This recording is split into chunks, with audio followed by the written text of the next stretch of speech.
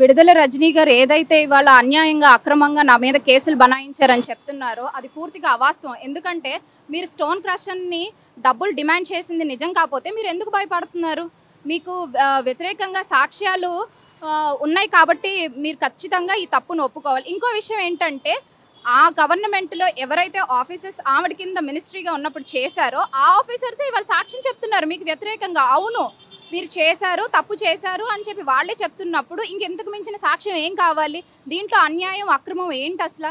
మాకు అర్థం కావట్లేదు. ఇంకొక విషయం, శ్రీకృష్ణదేవరాయలు గారు ఏదో ఎంపీ శ్రీకృష్ణదేవరాయలు గారు కక్షపూరితంగా నా మీద ఎలిగేషన్స్ తీసుకొస్తున్నారని ఆవిడ అంటున్నారు. అమ్మ మీకు ఒకటి తెలియజేస్తున్నాము, ఎంపీ శ్రీకృష్ణదేవరాయలు గారు లాస్ట్ టైం మీ పార్టీలో ఉండగా మీ మరిది చేత ఆయన కారు మీద మీరు దాడి చేయించలేదా? మీ సొంత పార్టీ ఎంపీ మీదే దాడి చేయించారు కదా, అది నిజం కాదా? అది నిజం కాదు అని చెప్పి ఒక్కళ్ళతో చెప్పించండి, ఇవాళ మేము నమ్ముతాము మీరు చెప్పేది నిజం అని చెప్పి. ఇవాళ మా టైం వస్తుంది, మా టైం వచ్చినప్పుడు ఇలాగే చేస్తాము అంటున్నారు. మీరు నిజంగా నిజాయితీగా ఉంటే ఎప్పుడు మీదే టైం నడుస్తుంది. మీరు అన్యాయాలు, అక్రమాలు చేశారు కాబట్టే ప్రజలు మీకు బుద్ధి చెప్పి మిమ్మల్ని అవుట్ ఆఫ్ ద బాక్స్ చేసేసారు. అది మీరు బాగా గుర్తుంచుకోవాల్సిన విషయం. అది ఫస్ట్ ఆఫ్ ఆల్ న్యాయస్థానాలు ఉన్నవే నిజాలు తేల్చడానికి. ఇక్కడ ఏది కూడా మేము ఏదో ఒక ఎలిగేషన్ తీసుకొచ్చేసి అది నిజం అని చెప్పి మిమ్మల్ని అరెస్ట్ చేయడానికి లేదు కదమ్మా. న్యాయస్థానం అనేది ఒకటి ఉంటుంది, దాని పని అది చేసుకుంటుంది. ఒకవేళ మీరు కనుక నిజంగా తప్పు చేసుంటే మాత్రం మీరు శిక్ష అనుభవించాల్సిందే. దానికి ఆల్రెడీ ప్రజలు మీకు చెప్పారు. మీరు నిజంగా ఒక ఎమ్మెల్యేగా మినిస్టర్గా చేశారు.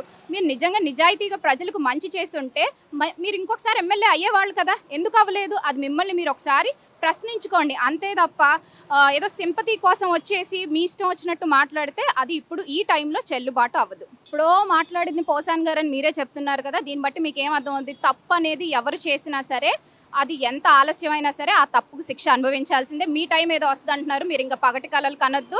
మరో 30 ఏళ్ల పాటు కూటమి ప్రభుత్వమే ఈ రాష్ట్రంలో పరిపాలన కొనసాగించబోతోంది. మీ టైం అనేది ఇక రాదు. ఇవాళ ఏదైతే ఎంపీ శ్రీకృష్ణదేవరాయలు గారు లోక్సభలో మాట్లాడడం జరిగిందో అది ముమ్మాటికి వాస్తవం. ఎందుకు అంటే ఈ లాస్ట్ 5 yearsలో చీప్ లిక్కర్ అని, అసలు లిక్కరే చీప్ లిక్కర్ అమ్మారు ఈ రాష్ట్రంలో. చీప్ లిక్కర్ అమ్మడమే, జే బ్రాండ్స్ అన్నీ కూడా జే బ్రాండ్స్ అమ్ముకుని. ఇక్కడ ఒక చిన్న విషయం ఏంటంటే ఇవాళ ఒక చిన్న కొబ్బరి బొండాల షాప్కి వెళ్ళినా కూడా ఫోన్పే, గూగుల్ పే అన్నీ యూజ్ చేస్తున్నాం. కానీ లాస్ట్ టైం గవర్నమెంట్లో లిక్కర్ షాప్లో ఎక్కడా కూడా డిజిటల్ పేమెంట్స్ అనేవి లేవు.